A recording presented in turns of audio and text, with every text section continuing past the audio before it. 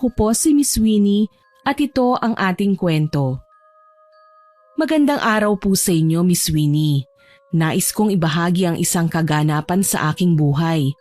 Ako nga po pala si Grace. Nakatira ako sa Occidental Mindoro. Sa kasalukuyan, ako ay nasa 40 anyos na. Lumaki ako sa hindi ko tunay na magulang. Nasa 8 taong gulang pa lang kasi ko nang mamatay sila dahil sa taong bayan. Napagkamalan pong mambabarang na naghahasik ng lagim ang mga magulang ko. Kaya po sila nagawang sakta ng mga tao at namatay. Mula pagkabata ay inalila na ako ng mga umampon sa akin. Hanggang sa dumating ang araw na hindi ko na nakayanan ang mga pagpapahirap nila. Akala ko noon mabubuting tao ang mga umampon sa akin.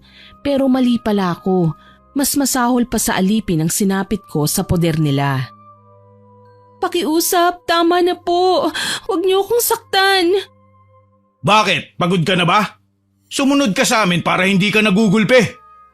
Tama, engot ka kasi. Masyado kang bobita. Kung gusto mo ng kabaitan mula sa amin, sundin mo ang inuutos namin. Sinusunod ko naman po ang lahat ng sinasabi niyo sa akin eh. Kulang pa rin ba? Ano po bang nagawa ko para ganituhin niyo ako? Talagang kulang, Grace. Marami kaming isinakripisyo para sa'yo. Dapat lang napakinabangan ka rin namin. Lahat naman po ginawa ko eh. Bakit parang hindi pa rin sapat? Ibinigay ko naman po lahat ng makakaya ko eh. Bakit puro pananakit ang inaabot ko? Aba, nagrereklamo ka ba? Hindi mo ba kami naintindihan? Kulang pa ang lahat ng sakit na nararanasan mo kumpara sa kasalanan ng magulang mo. Natahimik na lang ako sa mga sinabi nila. Simula pagkabata, ganun na ang turing nila sa akin. Walang araw na hindi nila ako pinapahirapan. Nay, papasok na po ako. Baka gabihin po ako sa pag-uwi mamaya kapag hindi po ako nakaalis ngayon eh.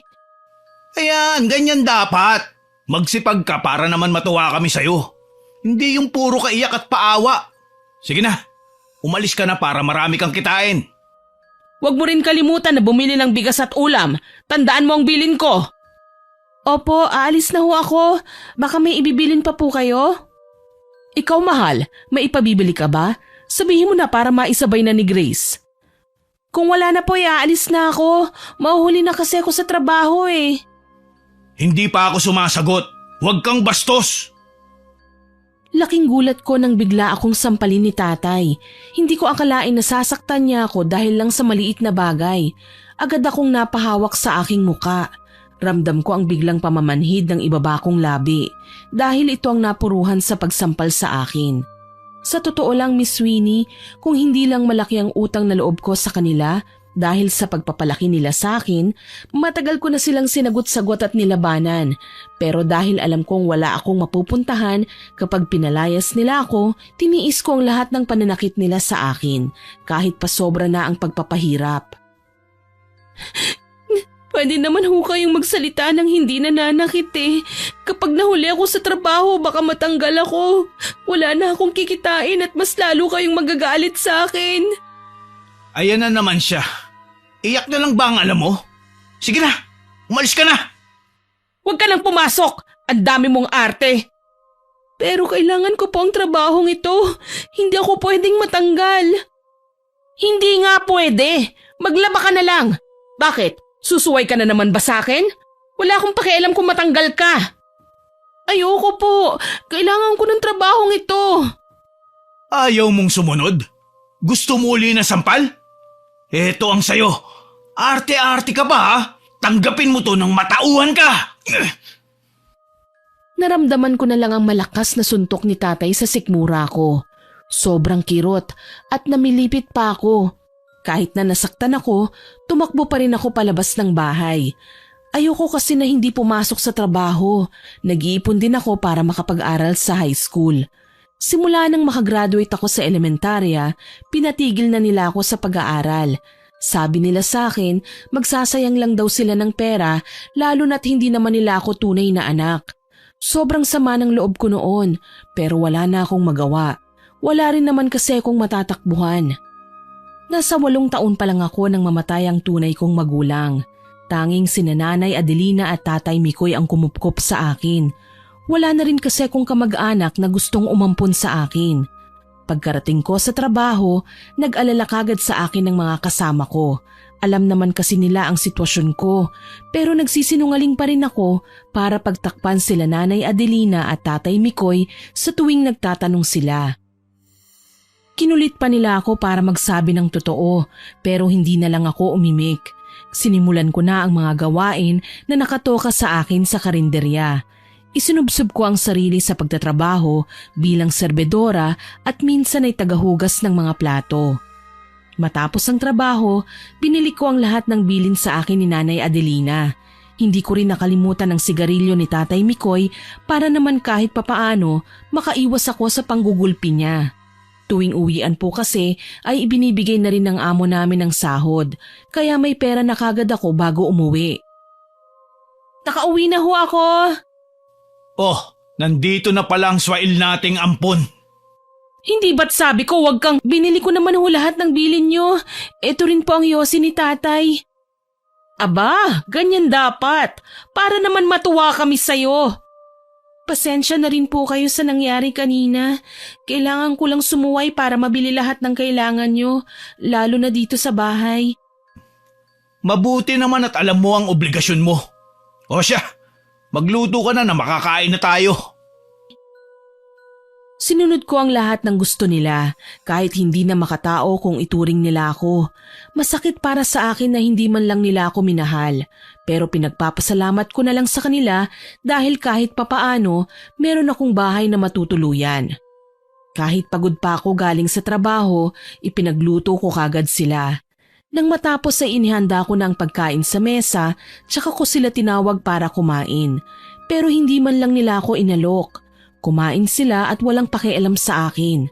Nakatayo lang ako at pinanonood sila dahil ayaw nila akong makasabay. Nawawalan daw sila ng gana. Pagkatapos nilang kumain, tsaka nila ako pinayagan.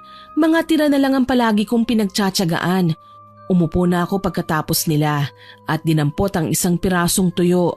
Yun ang inulam ko ng gabing yon dahil yun na lang ang natira. Kahit na gusto kong magreklamo, hindi ko ginawa dahil kailangan silang pakisamahan para hindi nila ako saktan. Ako rin kasi ang kawawa kapag sumagot pa at umalma. Lumipas ang mga araw at malapit na ang pasukan. Kahit alam kong magagalit na naman sila, kapag binuksan ko ang usapin tungkol sa aking pag-aaral, sinubukan ko pa ring magpaalam. Bukas ho pala, pupunta ako sa bayan para mamili ng gamit sa eskwela. Eskwela? Di ba't pinahinto ka na namin sa pag-aaral? Mahal, ang ampon mo, nangangarap na naman. Aba, wala kaming pampaaral sa'yo. Ano ba yung pumasok sa utak mo ha, Grace? Wala naman po kayong gagastusin kasi ako magpapaaral sa sarili ko. At sa tingin mo papayag kami? Kahit ito lang ho, hayaan nyo naman po ako. Pangako mas magsisipag ako, payagan nyo lang po ako. Payagan mo na, mahal. Pero kapag hindi dumoble ang bigay mo sa amin, titigil ka. Maliwanag ba? Wala na akong nagawa pa ng mga oras na yon. Sumang-ayon na lang ako sa gusto nila para matupad ko ang aking pangarap. Ilang sandali ang lumipas, habang naguhugas ako ng pinggan, bigla na lang namatay ang ilaw. Dali-dali kong kinuha ang kandila at tinignan ko kung nawalan ba ng kuryente sa aming kapitbahay. Pero tanging kami lang ang nawalan ng ilaw, kaya naman napatingin ako kina nanay at tatay. Bakit po wala tayong kuryente? Nagbibigay naman po ako ng pambayad, hindi ba? Oo, pero hindi ko na ibayad. Pumunta kasi dito yung kumpare ko eh. Nagyayang magsugal, kaya yun. Naglaro kami, kaso natalo ako. Tsaka yung kalahati, binayad ko dun sa Bombay. May utang kasi ako na cellphone, yung nadukot sa akin sa palengke. Bakit hindi niyo ho inuna yung kuryente? Tsaka dapat sinabi niyo man lang sa akin para nagawan ko ng paraan. Aba, ano bang malay ko na puputulan tayo? Natural po, hindi tayo nakabayad eh. Ay, dapat pinaalam niyo sa akin. Ang dami mong satsat. Di bukas bayaran mo. Ibabalik din naman agad ang kuryente kapag nakabayad ka na. Kuda ka ng kuda dyan, ang sakit sa tenga. Hindi na lang ako kumibo sa sinabi nila. Alam ko kasi na mas masasaktan lang ako kapag nakipagtalo pa ako sa kanila. Matapos kong makipag-usap, nagpahinga na ako sa maliit kong kama sa sala. Wala kasi akong kwarto. Tanging maliit na katre na ako lang ang gumawa, ang higaan ko. Kinabukasan, maaga akong gumising. Nagluto ako ng almusal para sa kanila. At matapos nun, umalis na ako at nagpunta sa trabaho. Bumali ko sa amo ko para makakuha ng pambayad sa kuryente namin na pinutol. Noong una, ayaw pa sana akong bigyan ng amo ko. Pero nagmakaawa ako at sinabi ko ang aking sitwasyon. Sa totoo lang, hindi ko na iniisip kung magmukha akong kawawa sa harapan ng iba. Gusto ko lang magawa ang lahat para kina Nanay Adelina at Tatay Mikoy. Ayoko na kasing makaranas pa ng pananakit nila. Pagod na ako sa ganoong kalagayan. Miss Winnie, pakiramdam ko noon, sa tuwing nasasaktan ako at pinagbubuhatan ng kamay, parang mamamatay na ako. Para bang katapusan na ng mundo. Ang hirap kasi talaga lalo na't hindi ko rin hawak ang isip ng mga umampon sa akin. Ginawa ko ang lahat ng gusto nila, pero sa paglipas ng panahon, mas lalo nila akong inabuso hanggang sa dumating ang pangyayari na pinagsamantalahan ako ni Tatay Mikoy. Tay, pakiusap! Huwag po! Ayoko! Hindi tama ang ginagawa niyo! Sabing huwag kang maingay. Saglit lang naman to, Grace. Hindi ka naman mabubuntis dahil hindi ko ipuputok sa loob. Ayoko, Tay! Huwag mong gawin to sa akin! Maawa po kayo! Magagalit po si Nanay! Hindi siya magagalit kung hindi naman niya malalaman. Ang dami mong arte. Gusto mo talaga na ginagalit ako? Kapag sinabi ko, sundin mo. Matagal na kitang gustong angkinin, Grace. Wala lang akong pagkakataon. Kaya ngayon na tayong dalawa lang dito sa bahay, gagawin ko ang aking gusto. Halika dito! Huwag po! Masakit po! Aray! Tulong! Nanay! Tulungan mo ako! Ang kulit mo talaga. Huwag kang maingay. Huwag ka nang mag-inarte kung ayaw mong masaktan. Tiisin mo lang at manahimik ka. Mamaya mararamdaman mo rin ang sarap. Huwag kang magulo. Pasaway ka talaga eh. Heto ang sayo. Gusto mo pa talaga masampal para lang tumahimik ka? Aray! Tama na! Ang baboy mo! Parang awa niyo na po ay, Tay! Huwag po! Maawa po kayo! Anong nangyayari dito? Mikoy? Anong ginagawa niyo? Inay, ginahasa ako ni Tatay. Sinira niya ang puri ko. Mahal, inakit niya ako. Naghubad siya sa harapan ko. Maniwala ka sa akin, hindi siya bastardang yan. Magaling palang umakit ang babae niyan. Ang sarap ng tulog ko kanina. Tapos nagising ako na sumampa na siya sa ibabaw ko. Pinasok niya ako dito sa kwarto. Tinakot pa ako na kapag hindi ko itinuloy ay sisirain niya tayo. Maniwala ka, mahal. Anong sinabi mo? Ikaw na babae ka? May kati ka rin palang tinatago? Walang iya ka? Halika rito at tatanggalin ko ang kati mong yan! Hindi po, Nay. Pinagsamantalahan po ako ni Tatay. Maniwala po kayo sa akin. Huwag po niyo akong saktan, Nay. Aray ko po, ang buhok ko. Huwag niyo po akong kaladkarin. Bitiwan niyo po ako. Halika dito nang magtanda ka. Walang iya ka. Lumayas ka sa pamamahay ko. Layas! Sinubukan kong magpaliwanag pero mas pinaniwalaan niya ang kanyang asawa. Sinampal at sinabunutan niya pa ako habang kinakaladkad palabas ng bahay. Sa akin niya binunto ng kanyang galit. Kahit ilang beses kong sinabi na ginahasa ako ng asawa niya, ako pa rin ang masama.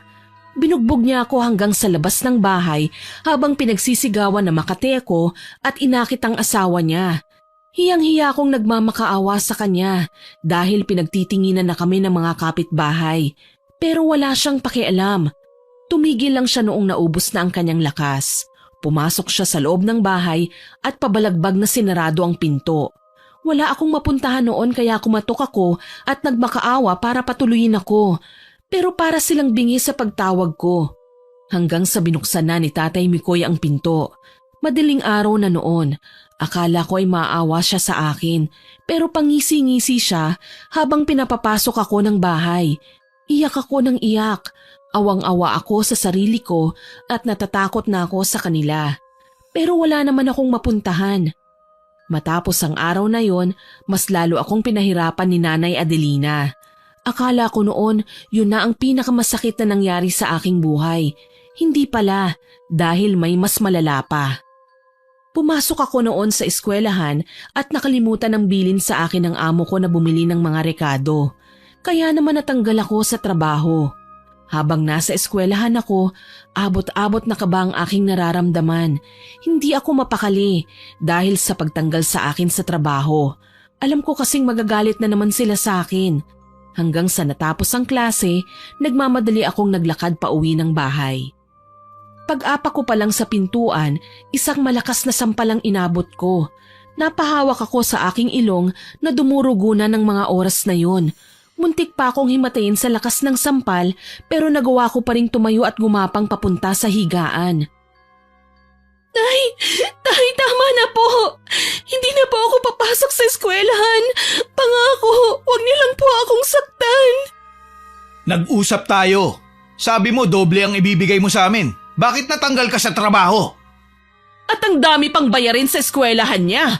Kapag hindi ka tumigil dyan sa ambisyon mo, lulumpuhin ka namin. Inuuna mo pa kasang letseng pag-aaral na yan kesang kakainin dito sa bahay? Wag po, pakiusap. Hindi na ako uulit. Pangako.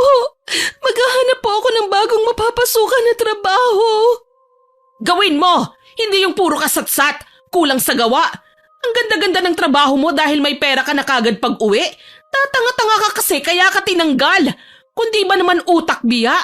Pasalamat ka at kahit kakarumpot ang kinikita mo, pinapatuloy ka pa rin namin dito sa bahay. Paano na ngayong wala ka nang ipapasok na pera? Palayasin ka na lang kaya namin. Wag po, parang awa niyo na po. Hindi na ako susuway sa utos niyo. Lahat ng gusto niyo susundin ko na po. Hindi ko na po ipipilit na makapag-aral. Pakiusap, tama na po. Tay, masakit na po. Wag niyo na po akong hampasin ng sinturon. Masakit talaga ang sinturon ko. Babakat to sa likod mo para magtanda ka. Ano? Uulit ka pa ba? Hindi lang sinturon ang gagamitin ko sa'yo. Sa susunod, latigo na ang gagamitin ko para hindi ka na maging swail. Matapos kong mangako sa kanila, tumigil sila sa pananakit sa akin. Lalo na si Tatay Mikoy. Halos hindi na ako makalakad dahil sa paghampas niya sa akin ng sinturon. Namaga ang binti ko, putok ang labi at pikit na ang isa kong mata. Sabi ko nun sa isip ko, gagawa ako ng paraan para makaalis sa impyernong kinalalagyan ko. Pagkalipas ng ilang araw, hindi ako nakakarinig ng panunumbat mula sa kanila. Hinayaan nila akong magpahinga pero hindi naman nila ako inasikaso. Kahit alukin man lang na kumain, hindi nila ginawa. Nang bumuti na ang pakiramdam ko, hindi ko alam kung ano ang uunahin. Natambakan kasi ako ng gawaing bahay. Ang dami kong labahin, sobrang dumi ng bahay dahil sa mga kalat nila. At kailangan ko ring maghanap ng trabaho. Hindi ko kasi pwedeng baliwalain ang mga sinabi nila sa akin. Mabilis kong tinapos ang lahat ng gawain sa bahay, saka ako nagbihis at naghanap ng trabaho. Nagpatuloy ako sa pag-a-apply. Medyo nahirapan pa ako na makahanap ng trabaho, lalo na't wala naman akong masyadong pinag-aralan. Isang beses lang ako nagkamali, pero para bang ang laki na ng kasalanan ko. Pero nang araw na yun, laking pasalamat ko dahil nakita ko ang dati kong katrabaho. Tinulungan niya akong makapasok sa pinagtatrabahuhan niya bilang waitress. Mababa nga lang ang sahod, pero sabi ko okay na yun kesa naman wala. Pag-uwi ko sa bahay, nakita kong nag-aaway sina nanay at tatay. Balak ko sanang umalis, pero nakita nila ako. Agad na ibinunton sa akin ni Tatay Mikoy ang kanyang galit. Ano po bang ginawa ko? Lagi na lang ganito. Dapat ikaw na lang ang namatay, hindi ang anak namin. Sa tuwing nakikita kita, naaalala ko ang ginawa ng magulang mo sa amin. Matagal na pong patay ang mga magulang ko. Utang na loob, patahimikin niyo na sila. Hindi pa ba sapat ang impyernong dinaranas ko dito sa bahay niyo? Buong buhay ko, puro pagmamaltrato ang ginawa niyo sa akin. Bata pa lang ako, ginawa niyo na akong alipin. Kulang yon, Grace. Pasalamat ka dahil binuhay ka pa namin. Pasalamat! Kung tutuusin, mas malaki pa ang sakripisyo ko kaysa sa tulong nyo. Aba, sumasagot ka na? Halika dito. Ipapatikim ko sa'yo ang kamao ko. Tumatapang ka na ha? May buto ka na para lumaban? Kung baliin ko yan, wala kang utang na loob ha? Hindi ko na magawang umiwas sa malakas na suntok ni Tatay Mikoy. Nandilim ang paningin ko ng oras na yon. Ramdam ko ang pagtama ng kamao niya sa mata ko, pero hindi ko ininda. Agad akong pumunta sa kusina at kinuha ang kutsilyo. Umiiyak na tinutok ko sa kanila ang patalim, kaya naman natigilan sila. Sige, lumapit kayo! Hindi ako magdadalawang isip na itarak ito sa leeg nyo! Sobra na! Ano ba ang dapat kong gawin? Wala akong ginawang tama sa paningin nyo! Lahat mali! Lahat kulang! Sagad na ako! Grace, bitawan mo yan. Pakiusap, kumalma ka. Sandali! Ibigay mo na ang kutsilyo na yan, Grace. Mamaya maitulak ka ng demonyo. Demonyo? Kayo ang demonyo! Alam nyo, may kinatatakutan din pala kayo. Hindi biro ang patalim na yan, Grace. Bagong hasa yan kaya matalim. Kumalma ka nga. Tandaan nyo ang sasabihin ko. Kapag sinaktan nyo pa ako ulit, gagawa ako ng isang bagay na siguradong pagsisisihan nyo. Oo na. Bitawan mo lang ang kutsilyo na yan. Nang marinig ko ang sagot nila, ibinaba ko ang hawak kong patalim. Tumakbo ko palabas ng bahay. Sa totoo lang, Miss Winnie, nagtapang-tapangan lang ako ng mga oras na yon. Napuno na kasi ko at hindi ko na kayang tiisin pa ang sakit na nararamdaman. Pakiramdam ko, masama akong tao dahil sa ginawa ko. Hindi kasi ako sanay sa ganoong sitwasyon. Naglakad-lakad ako hanggang sa hindi ko na malaya na nakarating na pala ako sa puntod ng aking mga magulang. Tuloy-tuloy na bumuhos ang luha sa aking mga mata. Sobrang bigat ng nararamdaman ko. At sa mga sandaling yun, sumabay pa ang panahon. Tila dinadamayan ako dahil bumuhos na kanina ang nagbabadya na ulan. Nang wala nang lumalabas na luha sa aking mga mata, umuwi na rin ako. Pagkarating ko sa bahay, agad nila akong sinalubong. Akala ko sesermonan o sasaktan ako ni nanay, pero bigla akong pinunasan ni Nanay Adelina ng tuwalya. Gulat na gulat ako sa ginawa nila. Hindi ko maunawaan dahil bigla na lang silang nagbago. Ayos lang po ako. Hindi nyo kailangan magpanggap na nag-aalala sa akin dahil pare-pareho nating alam na hindi yun totoo. Nagluto ako. Kumain ka na. Saka magbihis ka na rin, baka magkasakit ka. Oo, tama. Tsaka bukas, pwede ka nang pumasok sa eskwelahan. Alam ko naman na nasa 20 anyos ka na, pero pangarap mong makapagtapos, hindi ba? Susubukan naming humanap ng trabaho para masuportahan ang pangangailangan mo. Talaga po? Bakit bigla kayong bumait sa akin? Totoo ba ang lahat ng ito?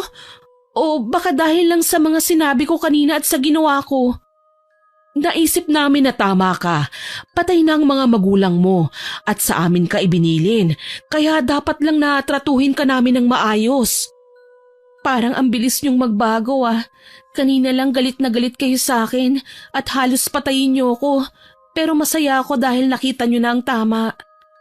Hayaan mo kaming bumawi sa'yo. Hindi ko alam kung matutuwa ba ako o maguguluhan sa pinakita nila sa akin. Matapos ang araw na yon, malaki ang pinagbago nila. Hindi na ako sinasaktan ni Tatay Mikoy, inaalagaan na nila ako na para bang tunay nilang anak. Akala ko nung una tuloy-tuloy na ang pagbabago nila, pero mali pala ako.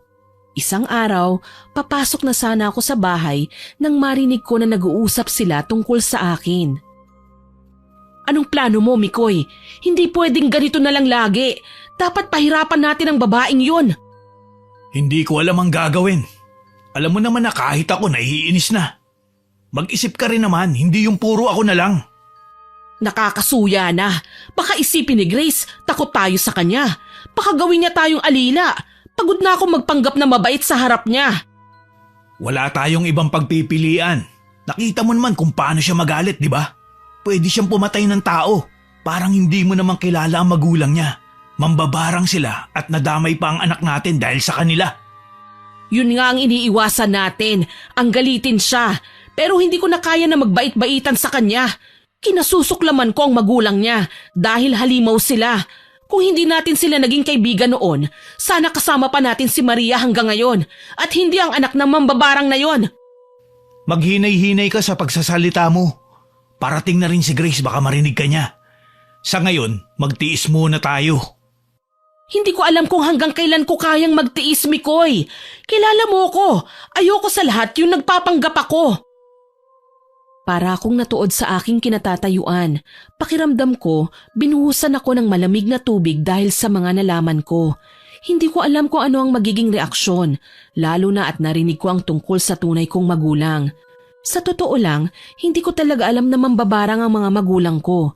Akala ko noon simpleng tao lang sila. Hindi rin kasi nila sinabi sa akin.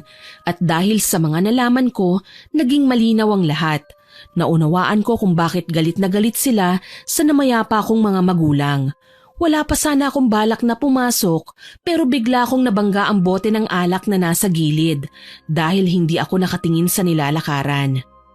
Napatingin sila at nakita ko ang gulat sa kanilang mata. Nagkatinginan pa sila bago nagsalita. Kanina ka pa ba dyan? Narinig mo ba ang mga sinabi namin? Grace, tinatanong ka namin. May narinig ka ba sa usapan namin? Hindi nyo na po kailangan magpanggap pa dahil narinig ko na ang lahat ng sinabi nyo. Ano ba ang ugat ng galit nyo? Bakit hindi nyo na lang sabihin sa akin? Nagtanong ka pa? Hindi mo ba naaalala?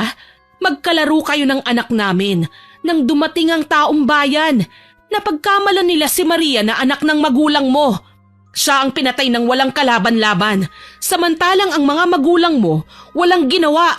Hinayaan nilang magdusa ang kawawa kong anak. Nagpunta kami noon sa palengke.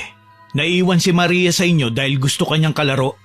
Pero pag uwi namin, nalaman ko ang balita na wala na ang aming anak. Nagsinungaling pa ang magulang mo. Pinaikot nila kami. Sinabi nila na sinadyang patayin si Maria ng mga tao.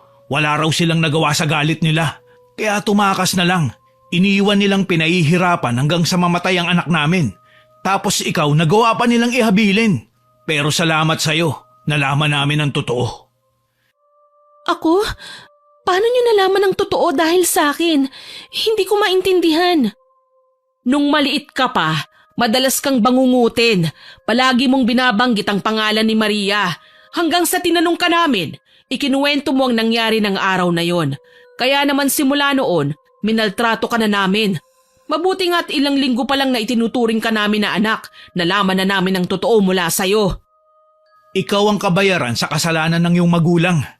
Pero kung tutuusin, kasalanan mo rin ang lahat dahil ipinasuot mo ang kwintas kay Maria na pagmamay-ari ng iyong magulang. Kaya naman siya ang pinatay. Napaatras ako dahil sa malakas na sigaw ni Tatay Mikoy. Gulong-gulo ang aking isip, pero habang tumutulo ang aking luha, bumabalik sa alaala ko ang lahat ng nangyari. Natandaan ko na ang lahat. Naalala ko ang sinabi sa akin noon nila mama bago sila bawian ng buhay. Nakalimutan ko raw ang mga masasamang nangyari sa akin. Pakiramdam ko, buong buhay ko ay puro kasinungalingan. Pinilit kong kalimutan ang masasamang nangyari sa nakaraan. Kaya naman hindi ko noon maisip kung bakit napakatindi ng galit nila sa akin. Dahil pala yon sa pagkamatay ni Maria, ang tunay nilang anak. Hindi ko intensyon na mamatay ang anak nyo. Higit sa lahat, hindi ginusto ng mga magulang ko na mapahamak si Maria. Taong bayan ang dapat sinisingil nyo sa pagkawala niya, hindi ako. Pinahiram ko noon sa kanya ang kwintas ko dahil gusto niya. Hindi namin alam na may mangyayari. Sinubukan siyang iligtas ng mga magulang ko, kaya nga sugatan sila eh. Pero namatay pa rin ang anak namin dahil sa'yo. Ikaw at ang mga magulang mo ang may kasalanan ng lahat. Nagsisisi kami na naging malapit pa kami sa magulang mo. Kung hindi sana namin sila naging kaibigan, buo pa ang pamilya namin. Walang may gusto sa nangyari. Kahit ako sinisisi ko ang sarili ko sa mga pangyayari, kaya nga pinilit kong kalimutan ng lahat. Kayo ang tunay na masama dito, hindi ang mga magulang ko. Pasalamat ka dahil binuhay at inaruga ka pa namin. Kung tutuusin, kaya ka naming patayin pero hindi namin ginawa. Hindi kami gaya ng magulang mo na kayang isakripisyo ang iba para sa kanilang sariling kapakanan. Hinayaan nilang mangyari ang bagay na yun sa anak namin para lang maisalba ang sarili nilang anak. At ikaw yun. Talaga? Tumingin kayo sa salamin.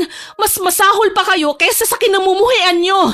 Hindi nyo nga ako pinatay, pero inalila, minaltrato at ginawa nyong impyerno ang buhay ko. Wala kayong kasing sama. Sobrang galit na ako ng mga oras na yon. Hindi ko namalayan ang biglang pagpatay sindi ng mga ilaw.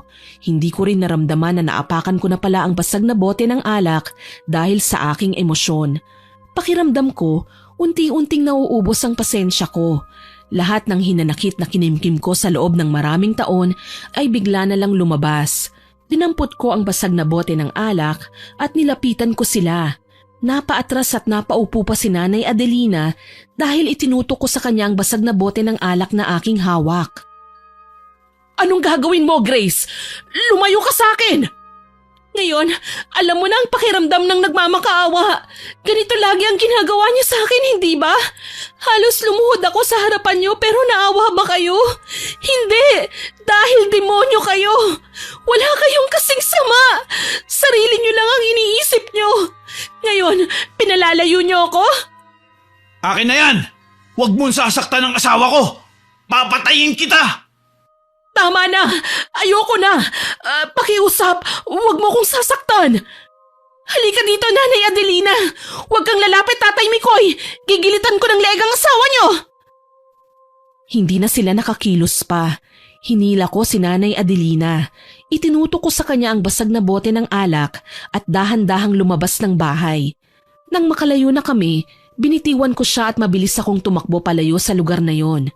Hindi ko alam kung saan ako pupunta, pero sabi ko, hinding-hindi na ako babalik sa impyernong bahay na yon. Lakad takbo ang ginawa ko hanggang sa marating ang dati naming bahay. Ang mga magulang ko, pinatay sila ng taong bayan. Inakala ng lahat na ang mga magulang ko ang siyang dahilan ng kamalasan sa lugar namin. Hindi ko alam kung bakit. Masyado pa akong bata ng mga panahon na yon. Ang tanging natatandaan ko lang ay ang sinabi nila sa akin na kalimutan ko ang lahat ng masasamang pangyayari sa aking buhay. Nahiwalay ako noon sa aking magulang dahil sa sobrang takot. Tumakbo ko palayo sa kanila at nakuha ko ni Nanay Adelina. Nagkita-kita na lang kami sa bahay nila at doon ko na lamang naghihingalo ang mga magulang ko at ibinilin nila ako sa kanilang mag-asawa. Pagkatapos ng pangyayaring yun, nakalimutan ko na ang lahat. Ni hindi ko na rin maalala ang sinabi ng mga umampun sa akin na itinuring nila akong tunay na anak. Siguro dahil sa dami ng trauma na naranasan ko, nakalimutan ko na ang mga mahahalagang bagay. Ilang sandali ang lumipas at hindi ko na malayan na nakatulog na pala ako. Maya-maya pa'y bigla akong nakaramdam ng tapik sa aking balikat. Agad akong napabangon at nakita ko ang pamilyar na lalaki. Sino ka? Ano ang ginagawa mo sa bahay ng kaibigan ko? Paano mo ito nalaman? Kayo ang dapat kong tanungin tungkol sa bagay na ito. Sino po kayo at paano niyo naging kaibigan ng magulang ko? Teka, ikaw ba si Grace? Ang pinaampon kina Adelina at Mikoy? Ako nga po. Bakit kilala niyo po sila? Sino ba talaga kayo? Ako si Castor, ang kaibigan ng tunay mong ama. Matagal akong nawala at nalaman ko na lamang napatay na pala ang mga magulang mo at napunta ka sa pangangalaga ni Adelina. Kumusta ka na? Anong ginagawa mo rito? Delikado ang lugar na ito, lalo na at hindi ligtas na matulog dito. Umalis po ako sa bahay nila. Hindi ko na po kaya ang ginagawa nilang pagmamaltrato sa akin. Simula ng bata pa ako, pinahihirapan at inalipin nila ako. Gusto kong gumanti sa kanila at iparanas ang lahat ng sakit na dinanas ko sa poder nila. Nanlaki ang mga mata ni Mang Castor nang marinig niya ang mga sinabi ko. Kitang-kita ko ang pagkabigla sa kanyang muka. Tumayo ako at pinagmasdan ang paligid hanggang sa nakita ko ang isang maliit na kahon. Nakakandado yun. Mabilis ko yung dinampot at napatingin ako kay Mang Castor. Ano po kaya ang laman nito? Nakakandado kaya panigurado mahalaga ito. Pag-aari yan ng iyong magulang. Bakit niyo po alam? Gaya ng sabi ko sa iyo kanina, kaibigan ko ang iyong magulang. Kaya alam ko kung pag-aari ba nila o hindi. Kung ganon, alam niyo kung nasaan ang susi ng kahon na ito? Nasa akin ang susi ng kahon na hawak mo. Sumama ka sa akin at ipapaliwanag ko sa'yo ang lahat ng nalalaman ko. Nagpunta kami sa maliit niyang kubo. Malayo yun sa kabahayan at napapalibutan ng mga matatayog na puno. Pinaupo niya ako sa silya na gawa sa kahoy tsaka niya iniabot sa akin ang isang maliit na notebook. Ibinigay sa akin yan noon ng magulang mo bago pa ako umalis. Sabi nila kapag dumating na raw ang tamang panahon, ibigay ko yan sa'yo. Nariyan din ang sagot sa lahat ng katanungan mo at ang susi sa kahon na nakuha mo. Hindi ko yan pinakialaman dahil hindi naman sa akin. Kung kaibigan po kayo ng mga magulang ko at ibinili nila sa iyo ang bagay na ito, bakit hindi niyo ako hinanap? Bakit ngayon ko lang kayo nakita at nakilala? Pasensya na kung parang ang dami ko pong tanong. Hirap lang ako magtiwala dahil sa mga nangyari sa akin sa poder ni Nanay Adelina at Tatay Mikoy.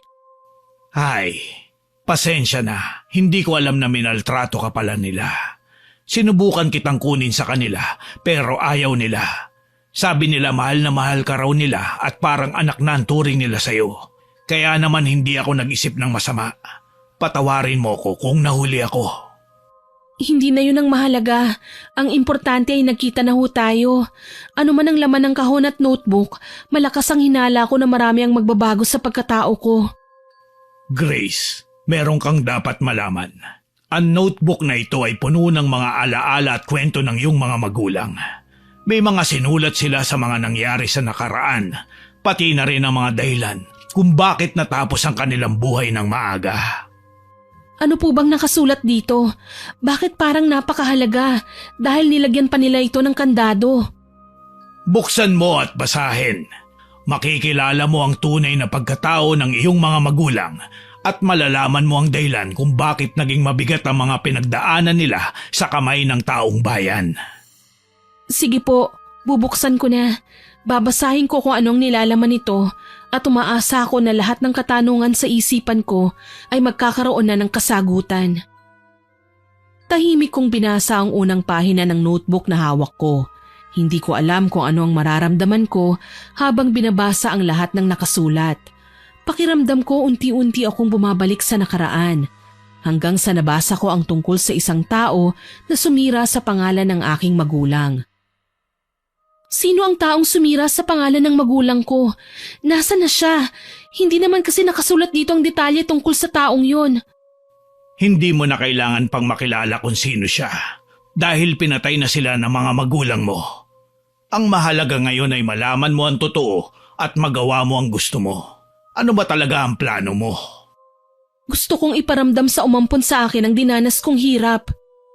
Kung ganun, handa ka na bang matuto kung paano maging mambabarang? Handang-handa na po ako. Hindi na ako makapaghintay na makita silang magmakaawa at lumuhod sa harapan ko. Binigyan ko sila ng pagkakataon para magbago, pero sinayang nila. Kaya ngayon, ako naman ang magpapahirap sa kanila.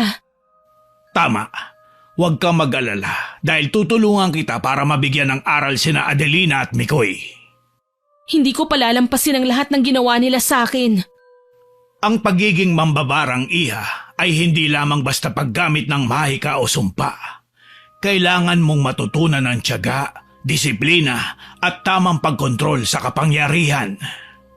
Sa tingin niyo po ba, matututunan ko ang mga aral na itinuturo niyo sa akin?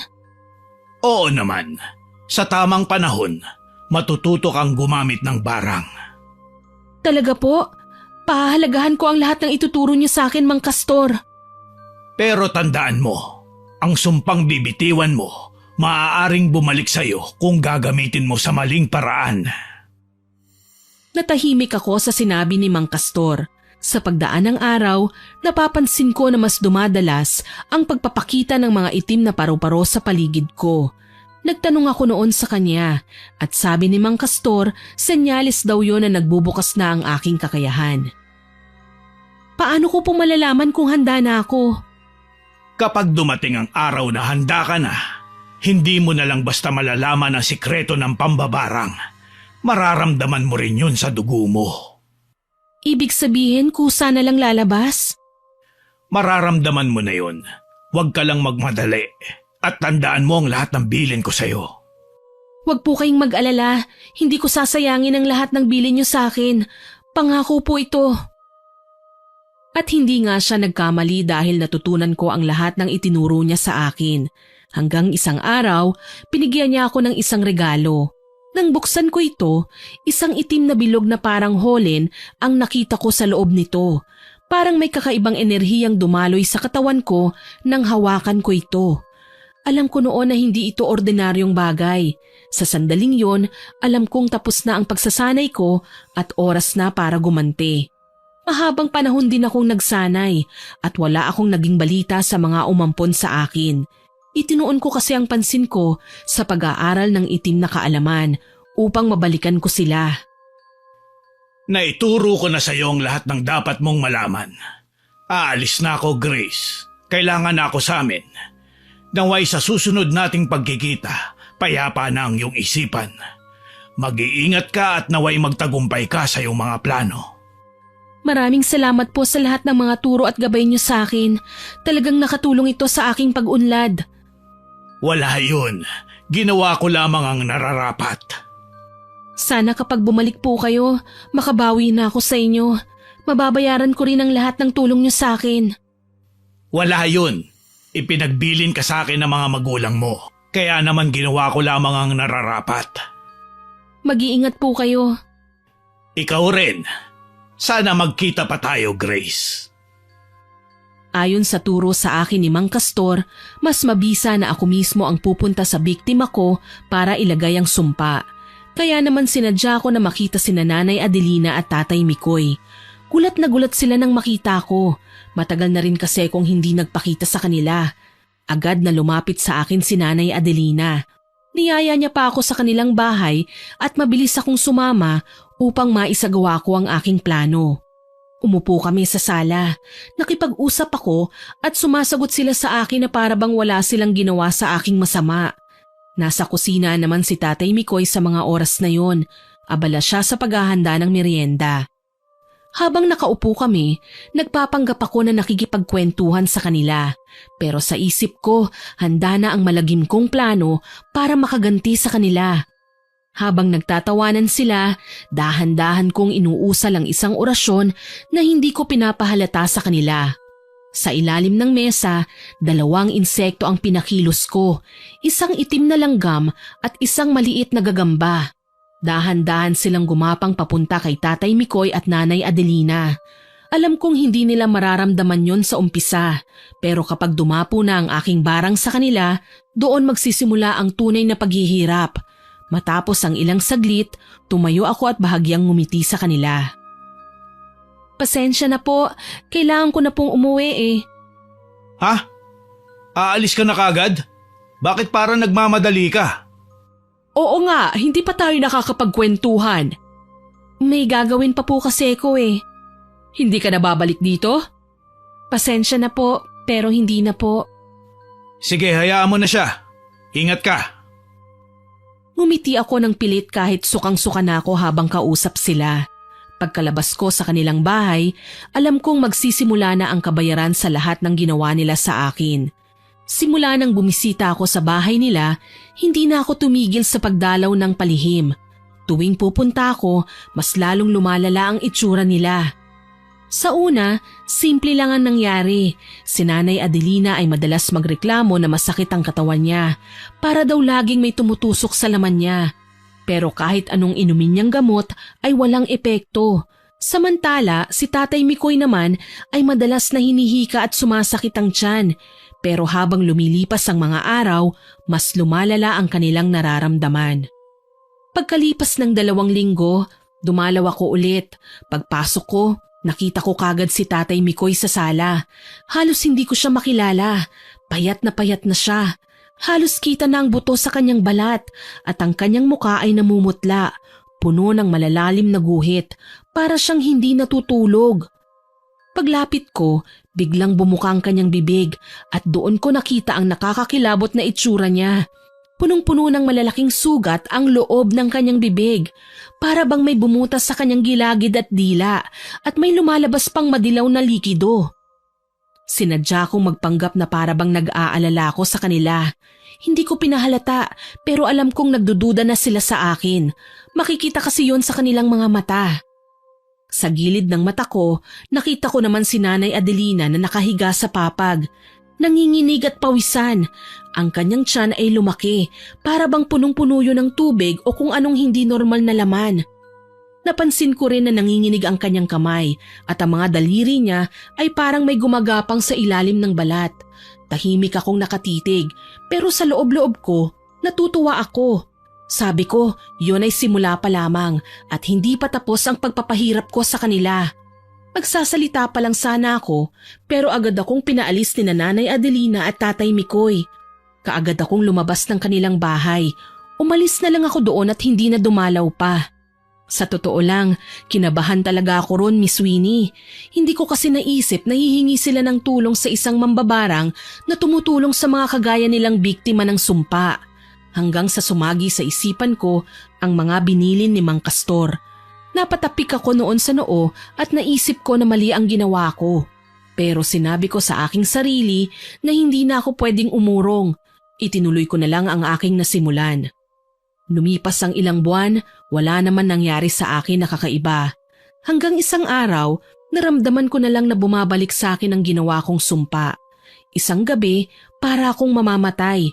Nahirapan akong huminga at nakita ko ang aking mga alagang insekto na namatay. Ilang sandali pa ang lumipas, napasuka ako ng dugo. Ramdam ko ang pananakit ng aking katawan. Maya-maya pa'y bigla ko na lang naramdaman na para bang may sumasakal sa akin na hindi ko nakikita. Hanggang sa may narinig akong boses na pumasok sa aking isipan. Hindi ko alam kung saan nanggagaling ang boses na yun. Hindi ko rin alam kung sino siya, pero nararamdaman kong makapangyarihan din siya.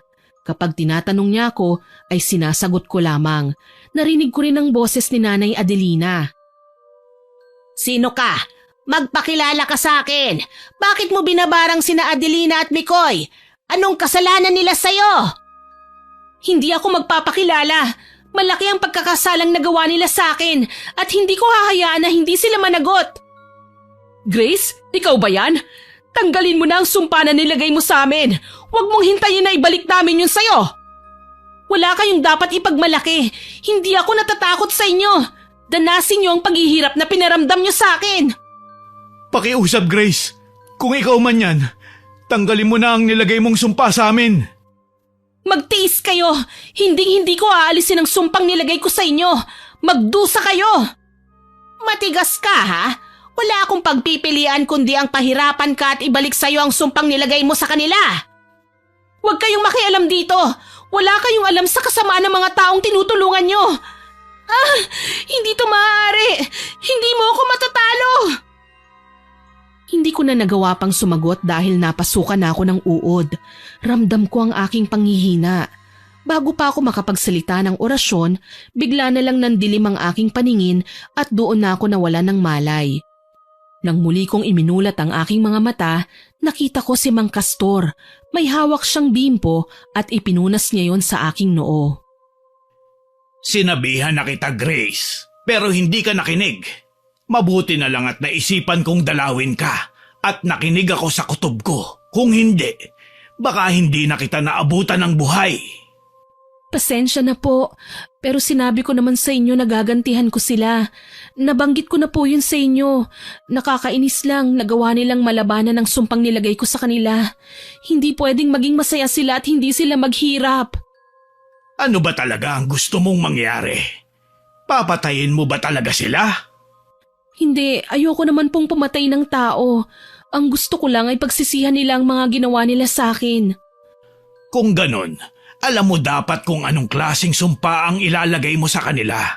Hindi ka basta-basta pwedeng maglagay. Maaaring ikamatay ng isang tao ang barang. Ginawa ko lang ang turo niyo sa akin. Sinunod ko lang po ang lahat ng natutunan ko sa inyo. Pero bakit natalo pa rin nila ako? Dahil mali ang intensyon mo. Halos patayin mo na sila sa sumpang inilagay mo. Naguguluhan na ako. Sinunod ko lang naman po ang lahat ng turo niyo. Bakit parang mali ako? Sinunod mo nga ba ang bilin ko? Bawat sumpang ibibigay mo sa isang tao ay maaaring bumalik sa'yo. Kaya dapat lang pag-isipan mo. Huwag kang papadala sa puot na nararamdaman mo. Kung ganon, anong dapat kong gawin? Paano ko sila mapaparusahan na hindi nila ako natatalo at hindi rin sila napapatay? Ang barang, Grace, ay layunin nitong gawing pantay ang mga paa ng taong biktima. Kung intensyon mo lang na magsisisi sila, aralin mong kontrolin ang kakayahan na taglay mo. At higit sa lahat, kontrolin mo ang emosyon mo. Natahimik ako sa mga sinabi ni Mang Castor. Hindi ko lubos maisip na lahat ng ginawa ko ay mali pala. Tama ang layunin kong mapagsisi sila, pero mali ang aking naging hakbang. Matapos ang pag-uusap namin ni Mang Castor, sinabihan niya ako na hanapin ko ang itim na libro. Tanging ang aming saninlahi lamang ang makakahanap nito. Nakasulat raw sa librong yon ang mga dapat kong gawin at matutunan dahil tanging ang mga kadugo ko lamang ang nakakaalam nito. Wala akong ideya noon kung paano hahanapin ang itim na libro na sinasabi niya. Hanggang sa binalikan ko ang bahay namin noon. Hindi ko alam pero para bang may nag-uudyok sa akin na magpunta sa likod bahay. Habang naglalakad ako at patungo roon, napansin ko ang isang puno ng mangga na may marka. Pamilyar yon sa akin hanggang sa naalala ko ang disenyo ng kahon na nakuha ko. Dali-dali akong umuwi sa aking tinutuluyan, kinuha ko ang kahon at binuksan yon. Nakita ko ang tila ba isang mapa na may kakaibang sulat.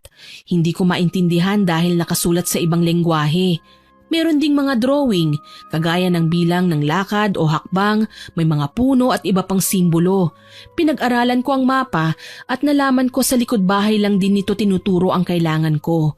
Kinuha ko yon at bumalik sa puno ng mangga.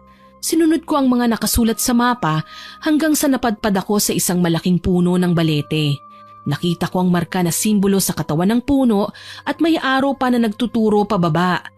Naisip kong doon nakabaon ng libro kaya hinukay ko ito. Halos 1 oras din akong naghukay hanggang sa makita ko na ang aking hinahanap. Nakita ko rin sa pabalat ng libro ang nakasulat na orasyon. Iyon din ang nakasulat na palatandaan sa mapa na nagsasabing yun na nga ang itim na libro. Agad akong napangiti pero hindi ko muna yun binuklat. Nagmadali akong umuwi at doon ko binasa ang nilalaman ng itim na libro. Nakasulat doon ang pinagmula ng aming lahi at ang taglay na kakayahan ng bawat isa sa amin. Nakalagay rin doon ang bawat pamilya sa aming lahi. Napangiti ako nang mabasa ko ang pangalan ng aking mga magulang. Sila pala ang 5 salinlahi. Hindi ko na masyadong ilalahad kung ano ang laman ng libro. Masasabi ko lang na lahat ng kailangan kong malaman ay nakasulat doon. Ayoko nang banggitin pa kung ano yon dahil tanging mga kadugo lang namin ang dapat na makaalam. Matapos kong basahin ang mga nilalaman ng itim na libro, pakiramdam ko ay handa na ulit ako para pahirapan ang mga nanakit sa akin. Pero sa pagkakataong ito, hindi na ako papatalo. Hindi ko rin sila tutuluyan. Gusto ko lang maramdaman nila ang lahat ng sakit na aking dinanas. Makita nila ang kanilang pagkakamali at humingi sila ng tawad sa akin na galing sa kanilang puso at hindi pilit. Sinimulan ko ang bagong plano at binalikan ko sila. Nagawa kong pahirapan sila. Sa pagbabalik ko sa bahay ni Nanay Adelina at Tatay Mikoy, nangingibabaw sa aking puso ang matinding galit. Gusto kong maramdaman ng mga taong nanakit sa akin ang mga pinagdaanan ko. Naisip ko ang mga bagong kaalaman mula sa itim na libro. Kaalaman na hindi ko gustong gamitin habang buhay. Pero sa pagkakataong ito, para bang kailangan kong gamitin ito upang ipakita ang aking paghihiganti sa mga umampon sa akin. Ngayon, dumating na ako. Narito na ako para iparamdam sa inyo ang matinding sakit na dinanas ko. Anong ginagawa mo rito? Hindi ka namin gusto makita. Umalis ka na dito, demonyo ka! Dahil sa'yo, muntik na kaming mamatay. Anong pakiramdam ng unti-unti kayong pinapatay? Wala kang kasing sama! Hindi ba yun din ang ginawa niyo sa akin? Ibinalik ko lang lahat ang pinadanas niyo sa akin. Hindi pwede. Wala kang utang na loob. Kinupkup ka namin, pero ito ang igaganti mo sa amin. Anong gusto niyo? Pagsilbihan ko kayo? Kaawaan ko kayo? Hindi! Dahil sa akin natutunan, hindi ko kailangan makipagtalo. Ang unang orasyon na ginawa ko ay isang uri ng kalagayang hindi nila matatakasan ng aking ibinigay. Tinawag ko ang mga insekto sa paligid at napasunod sila gamit ang itim na mahika. Mga langgam, ipis, daga at gagambang may itim at pulang tuldok na ginawa kong mga tagapagsagawa ng aking sumpa. Sa loob ng bahay, pinakilos ko ang mga ito upang simulan ang aking plano. Simulan natin ang laro! Walang iya ka!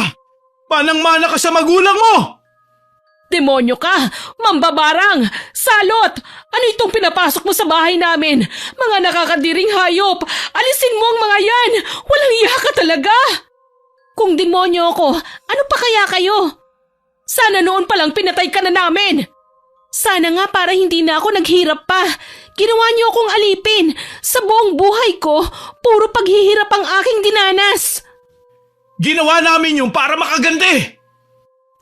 Habang nagsasalita sina Nanay Adelina at Tatay Mikoy, bigla silang nakaramdam ng pangangati at kirot sa iba't ibang bahagi ng kanilang katawan matapos silang gapangan ng mga hayop na yun. Nakita kong si Tatay Mikoy ay hindi na nakapagpigil. Nag-umpisa siyang magmakaawa at lumuhod sa aking harapan. Tinignan ko na lamang siya habang gumagapang ang mga ipis at gagamba sa kanya. Parang may nangyayari sa akin. Ba't parang nanlalambot ang binti ko? Grace, alisin mo ang mga ito sa akin. Parang awa mo na. Ano ito? Bakit parang may gumagalaw sa loob ng tiyan ko? Ang mga alaga ko ay nagsimula ng gumalaw. Papasok sila sa loob ng katawan nyo at kakainin nila kayo mula sa loob. Walang iya ka talaga? Kampon ka talaga ng dilim. Matakot ka sa mga ginagawa mong ito, Grace. Parang awa mo na. Tanggalin mo ito. Kanina ang tapang-tapang nyo ah. Bakit ngayon namumuo ang pawis nyo? Natatakot na ba kayo? Oo, Grace. Natatakot na kami. Pakiusap, tama na. Hindi pa ako tapos. Nagsisimula pa lang ako. Habang nagmamakaawa, napansin kong pinagpapawisan at nanginginig na sa takot si Tatay Mikoy. Panay ang tanggal niya ng mga insektong gumagapang sa kanyang katawan pero bumabalik lang din ang mga ito. Layunin kong iparamdam sa kanya ang mga sandaling pinabayaan at pinahirapan nila ako. Lalo na ang ginawa niyang panghahalay sa akin. Malakas kong binigkas ang orasyon mula sa itim na libro at sinimulan kong isagawa ang ikalawang barang. Ang aking layunin ay magdulot ng kate sa katawan nila, isang pahirap na hindi nila matatakasan at nagdudulot ng kanilang pagkabalisa. Sinubukan pa nilang tumakas. Tumakbo sila sa pintuan para lumabas ng bahay. Pero mabilis akong umusal ng orasyon dahilan para hindi nila mabuksan ang pinto. Tinignan ko sila ng matalim. Nag-iiyakan na sila pero hindi ako nakakaramdam ng kahit kaunting awa. Kahit sila tumakbo sa sulok ng bahay ay sinusundan sila ng mga alaga ko. Para silang mga batang paslit na tinatakasan ng kinatatakutang mga insekto at hayop. Napapatawa na lang ako sa nangyayari sa kanila pero lalong nagagalit si Nanay Adelina. Panay naman ang pigil ko sa kanyang naduduwag na asawa. Noon ko lang nakita na ganon katakot ang mga mata ni Tatay Mikoy. Pero si Nanay, lumalaban pa siya. Nakikita ko pa ang matinding galit sa kanya. Lumapit kayo sa akin mga alaga ko. Ngayon mararanasan niyo kung paano ang masaktan.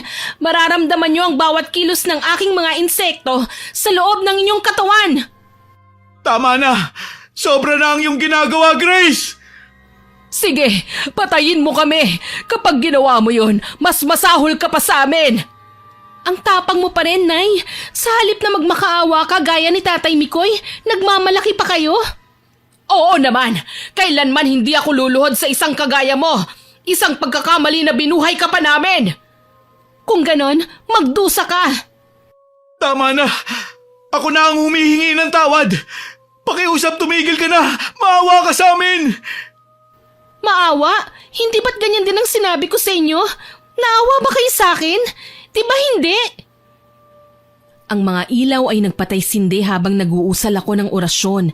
Ang mga bintana at pintuan ay nagbubukas-sara habang kumikilos ang mas maraming insekto at labis akong natuwa. Pinilit kong pinakilos ang mga insekto para kagatin sila. Ang iba ay pilit na sumiksik sa kanilang balat. May ibang pumapasok sa kanilang bibig dahilan para maduwal sila. Napuno ng iyak nila at sigaw ang buong bahay. Grace! Tama na! Wala kaming ginawa sa'yo! Anong wala? Nagmamaang-maangang ka pa rin? Grace, pakiusap! Wala kaming masamang intensyon! Anong gusto mong mangyari? Gusto mong masaktan kami? Ang mamatay kami? Alam kong may pagkakamali kaming nagawa sa'yo, pero hindi nararapat sa amin ang ginagawa mo! Gusto kong makilala kayo. Makilala ang mga taong nasa likod ng mga maskarang suot nyo. Huwag kayong magpanggap. Ipinakita na namin sa'yo ang tunay na kami. Ano pa bang gusto mo? Talaga? Yan na ang totoong kayo? Hindi nyo nga maamin ang kasalanan nyo eh. Hanggat hindi kayo nagsisisi, hindi ko ititigil ito. Sa bawat pagtatangka nilang iwasan ng mga insekto, lalong lumalala ang sakit na kanilang nararamdaman. Pumapasok ng pilit sa mga butas ng katawan nila ang mga insekto. Kapag iniluluwa nila ay kaagad ko namang dinadampot at sapilitang isinusubo sa kanilang bibig. Ang ikatlong barang na ginawa ko ay nagdulot ng matinding kirot sa kanilang puso at isipan upang maalala nila ang lahat ng kanilang pagkakamali. Habang pinipilit nilang umiwas, lalo silang pinahihirapan ng barang na nagpalala sa kanilang pagdurusa. Matapos kong maisagawa ang aking plano, umalis na ako sa kanilang bahay na para bang walang nangyari. Hindi ko alam kung ano ang mararamdaman ko. Matutuwa ba ako o makukonsensya? Aaminin ko, Miss Sweeney, nadala na talaga ako ng galit, pero mabuti na lang at nagawa kong makontrol ito. Umalis ako dahil muntik ko na silang matuluyan. Pag-uwi ko sa bahay, naroon si Mang Castor. Bigla siyang pumalakpak at ngumiti sa akin. Magaling! Isa ka na talagang mambabarang. Binabati kita, Grace. Mabuti na lang at nagawa kong mapigilan ang aking galit. Bumalik kasi sa alaala ko ang lahat ng masasakit na aking pinagdaanan. Napuno po ng puot ang puso ko. Salamat po dahil itinatak niyo sa isipan ko ang lahat ng dapat kong gawin. At dahil sa itim na libro, kaya ko nang kontrolin ang aking kapangyarihan.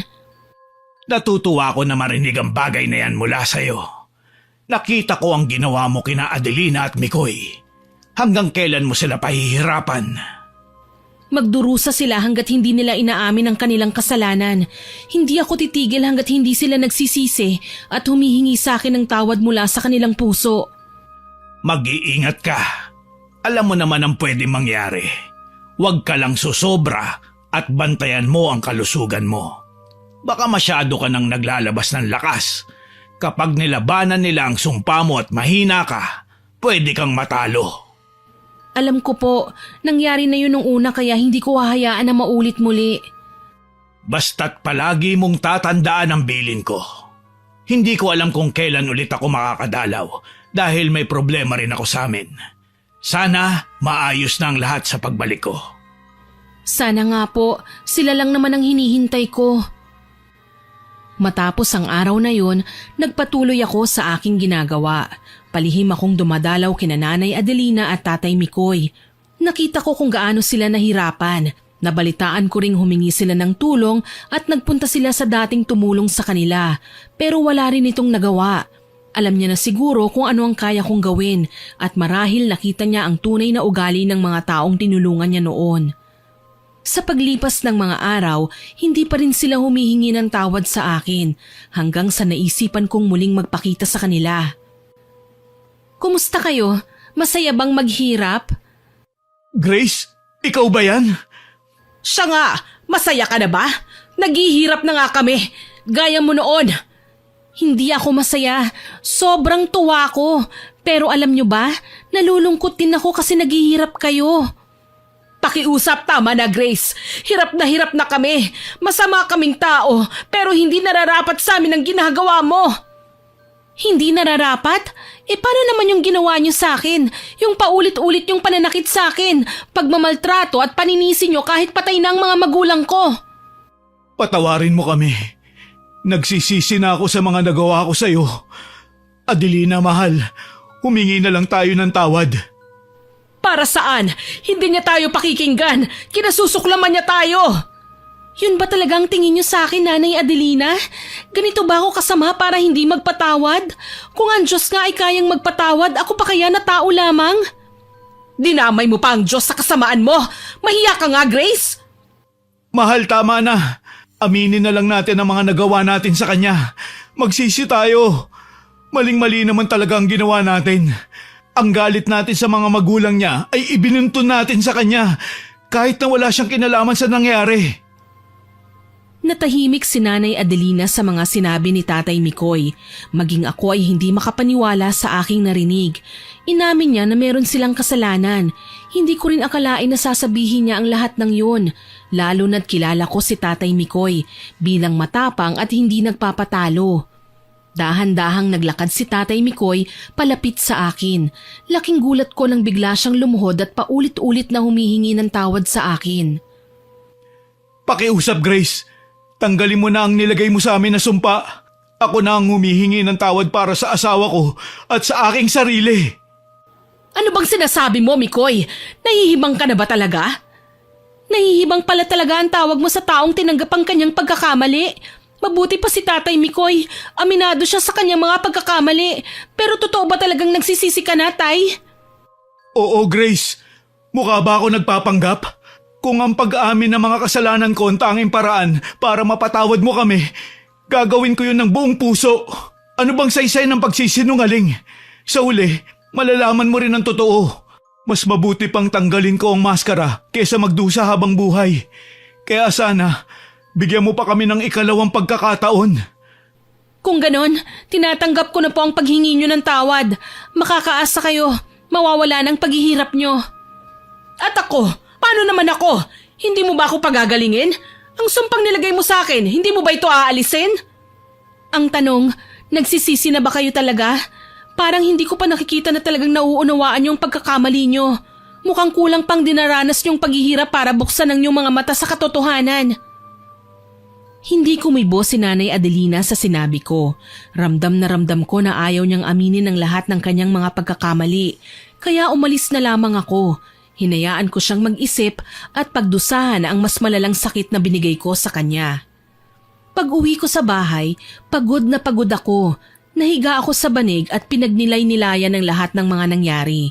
Hindi ko akalain na darating ako sa ganitong punto ng buhay ko. Sa totoo lang, Miss Winnie, talagang nakukonsensya na ako sa mga nagawa ko. Pero nangingibabaw pa rin sa akin ang kagustuhang mapagbago sila. Gusto ko sanang aminin nilang dalawa ang mga kasalanan nila sa akin. Ayoko talagang umabot sa ganitong sitwasyon, pero pakiramdam ko kailangan kong gawin ito. Kung hindi ko sila imumulat sa katotohanan, hindi nila makikita ang mga pagkakamali nila. Maaari pa silang malugmok sa galit dahil sa mga nangyari sa nakaraan. Alam kong hati ang opinyon ng mga nakikinig sa aking kwento, pero gusto ko lang linawin na wala akong ibang intensyon kundi ang marinig mula sa kanila na nagsisisi sila sa kanilang mga nagawang kasalanan. Alam ko namang hindi perpekto ang lahat ng tao, nagkakamali at nagkakaroon ng kasalanan, kaya naman nais kong magbago sila at bigyan sila ng pagkakataon para ayusin ang kanilang sarili. Pero hindi mangyayari ang lahat ng yon kung hindi ko ipaparanas sa kanila ang sakit na pinagdaanan ko sa poder nila. Ilang araw ang lumipas at marami akong naririnig na balita tungkol kay Nanay Adelina. Patuloy pa rin siyang nagmamatigas, hindi katulad ng kanyang asawa. Si Tatay Mikoy sa kabilang banda ay naalisan ko na ng sumpa at nakita kong siya ang tunay na nagbago. Halos araw-araw, pinapaalalahanan niya ang kanyang asawa na magbago na at aminin ang mga nagawang pagkakamali. Pero sadyang matigas ang puso ni Nanay Adelina. Hindi niya matanggap na tama ako at mali siya. Ang totoo niyan, akala ko noon si Tatay Mikoy ang magmamatigas. Pero mali pala ako dahil si Nanay Adelina ang ayaw magsisi. Hanggang isang araw, dumalaw si Tatay Mikoy sa bahay na tinutuluyan ko. Malumanay siyang humingi ulit ng tawad sa akin at kinumbinsi ako na tigilan ang pagpapahirap sa kanila. Alam kong walang kapatawaran sa mga nagawa kong kasalanan. Hindi ko alam kung paano ko babawi sa'yo. Pero gusto ko munang magpasalamat dahil inalis mo ang sumpang inilagay mo sa akin. Masaya po ako na sa wakas ay namulat na kayo sa katotohanan, pero gusto ko rin pong humingi ng pasensya dahil humantong pa sa ganito. Naiintindihan kita, pero may gusto lang sana akong hilingin sa'yo. Patawarin mo na sana si Adelina. Alam ko na hindi pa siya humingi sa'yo ng tawad, pero kung makikita mo ang kalagayan niya ngayon, maaawa ka sa asawa ko. Wala akong magagawa roon, Tay. Siya na ang pumili ng kapalaran niya. Pero huwag kang mag-alala dahil hindi pa naman huli ang lahat. May oras pa siya para magbago at hindi naman ako kasing sama ng iniisip niyo. Hindi ko magagawang pumatay ng tao pero habang buhay siyang magdurusa kung hindi siya hihingi ng tawad. Ano ba ang dapat niyang gawin? Hindi po akong makakasagot niyan kundi kayo. Bakit ako? Ikaw dapat, di ba? Dahil ikaw ang naglagay ng sumpa. Ako nga ang naglagay ng sumpa, pero kayo ang makakasagot ng tanong nyo. Ano ba ang ginawa nyo para makawala sa sumpa? Yun ang dapat gawin ni Nanay Adelina. Pasensya na, pero wala na po sa akin ang solusyon. Nasa inyo na po ito. Makalipas ang ilang araw, patuloy pa rin na kinukuha ni Tatay Mikoy ang aking loob. Sa tuwing bumibisita siya, nagdadala siya ng mga pasalubong, mga paborito kong pagkain gaya ng adobo at mga prutas. Pero sa kabila nun, hindi ko pa rin inalis ang sumpa kay Nanay Adelina. Tay, kahit ano pa po ang gawin nyo, wala na akong magagawa. Hindi ko mababawi ang sumpa kay Nanay Adelina. Kung talagang gusto niyang makabawi, siya ang dapat humingi ng tawad. Doon palang mawawala ang sumpa. Grace, ganun pa rin ang sinasabi ng asawa ko. May mga tao talagang hindi kayang patawarin ang sarili nila. Pero mahal ko siya. Hindi ko kayang mahirapan siya. Kung makakausap mo sana siya, baka magbago ang isip niya. Walang ibang makakatulong sa kanya kung hindi siya mismo, Tay. Sa ngayon, hihintayin ko na lang siyang lumapit sa akin. Huwag na kayong magsayang ng oras na suyuin ako dahil hindi kayo ang kailangan gumawa nun. Wala bang ibang paraan para matigil na ito? Wala, dahil ito po ang layunin ko. Sana kahit papaano ay lumambot ang puso mo. Malambot na po ang puso ko. Sadyang ayaw niya lang tanggapin ang kanyang pagkakamali. Tumango lang si Tatay Mikoy at umalis na nag-iisip. Mula noon, tuwing bumibisita siya sa bahay, palagi niyang ikinukwento si Nanay Adelina. Palagi siyang nag-aalala at kinakausap niya raw ang kanyang asawa. Pero kahit gaano pa siya katagal na magmakaawa o nagtangkang makipag-ayos sa akin, hindi pa rin ako pumayag na alisin ang sumpa kay Nanay Adelina. Sabi niya, habang tumatagal, unti-unting nagiging malungkot ang kanilang pagsasama. Palagi na rin silang nagtatalo. Hanggang isang umaga, nagising ako sa ingay sa labas. Agad akong bumangon at nakita ko ang mga umampon sa akin. Laking gulat ko nang makita sina Nanay Adelina at Tatay Mikoy na naglalakad papasok sa bakuran. Nakangiti si Tatay Mikoy pero kita ko na may lungkot sa kanyang mga mata. Bakit nandito kayo? Grace, nagpunta kami para makipag-ayos. Alam kong matagal na kami nagkasala at nagpahirap sa buhay mo. Pero narito kami ngayon para humingi ng tawad.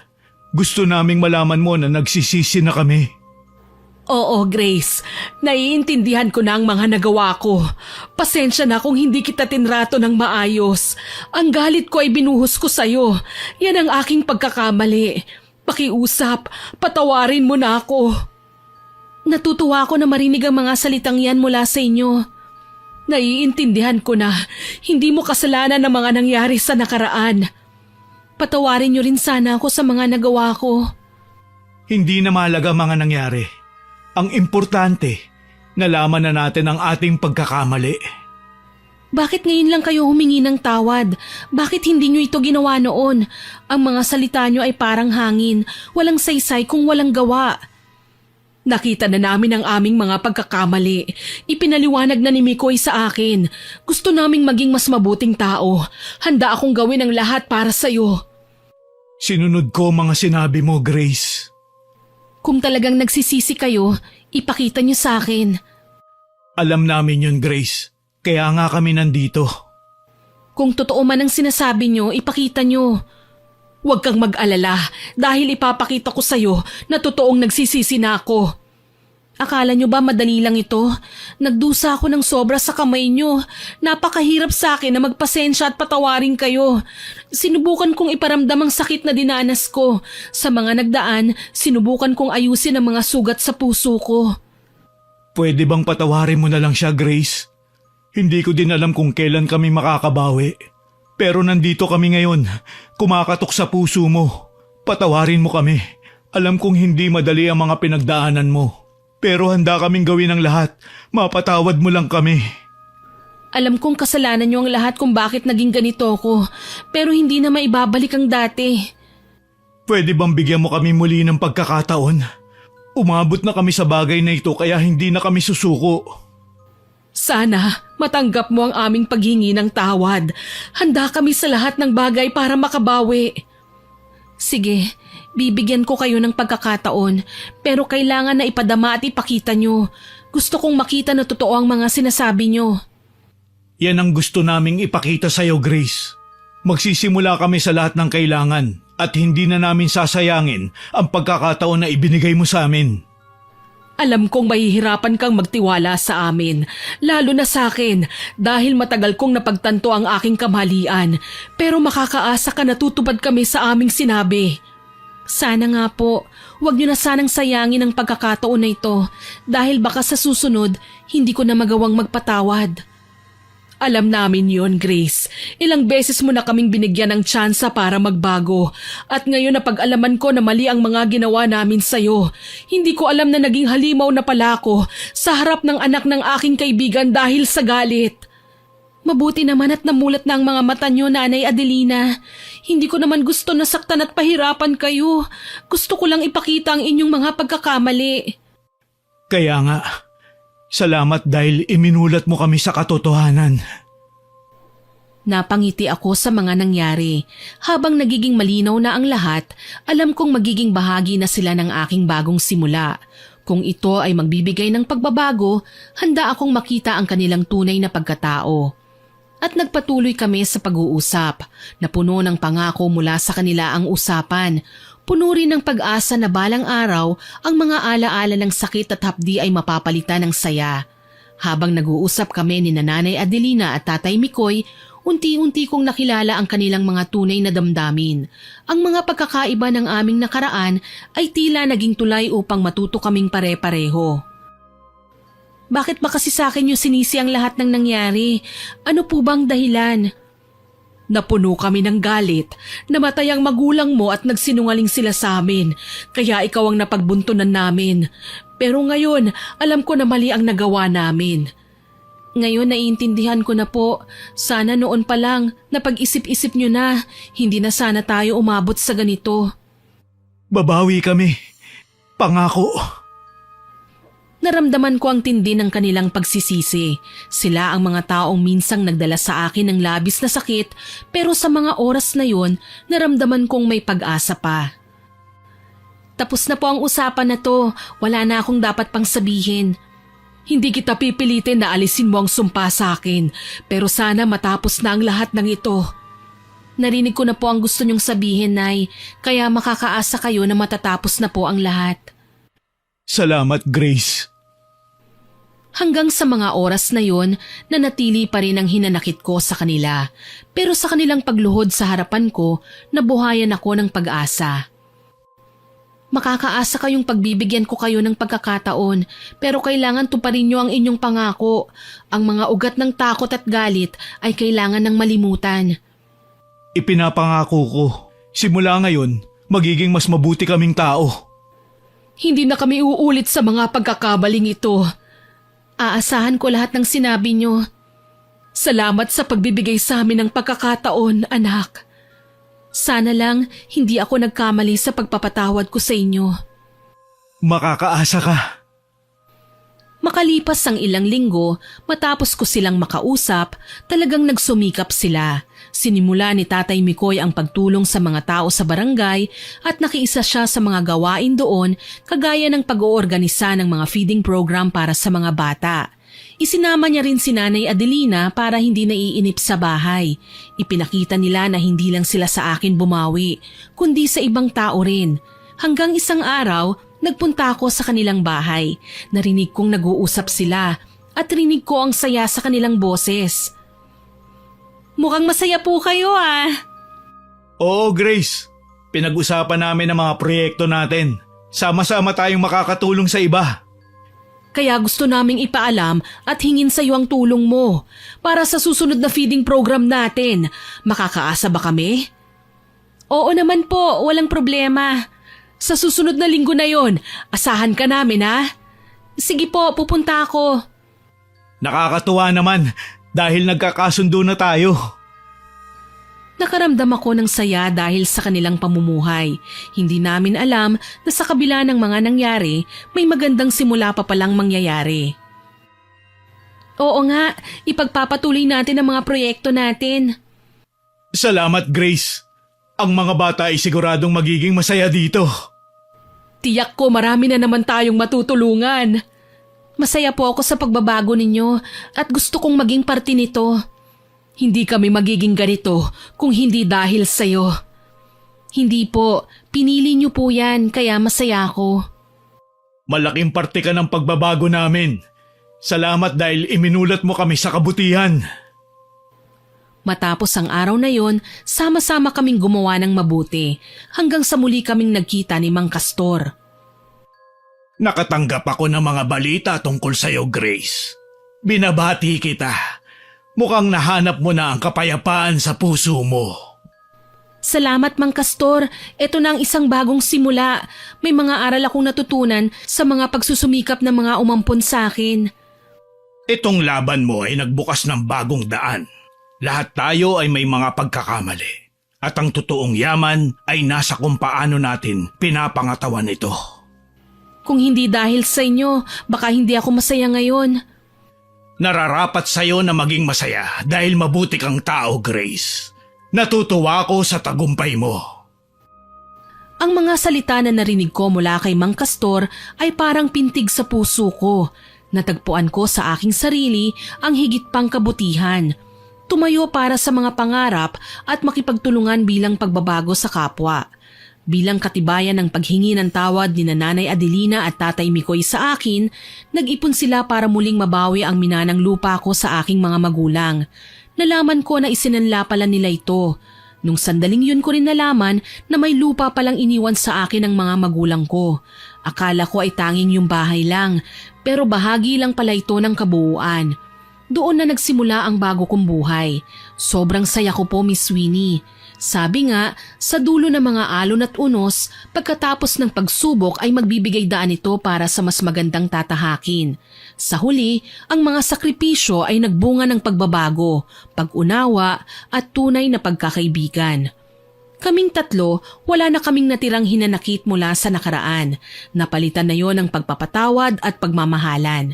Samantala, nangako naman ako sa aking sarili na kailanman hindi ko nagagamitin ang pambabarang upang manakit ng aking kapwa. Muli kong ibinaon ang itim na libro kasama ang iba pang mga gamit sa pambabarang na iniwan ng aking mga magulang. Sa kabila ng mga nangyari, nalaman kong pwede pa rin tayong maging normal na tao. Tayo ang pumipili ng landas natin. Tayo ang nagdidesisyon sa ating buhay. Kahit ano pa ang mangyari sa atin, may kaakibat yon na responsibilidad. Hanggang dito na lamang po ang aking kwento, Miss Winnie. Sana ay maraming natutunang aral ang ating mga tagapakinig. Naway nagustuhan niyo ang aking ibinahaging kwento. Ako po si Miss Winnie na nagsasabing hanggang sa muli at salamat sa inyong pakikinig.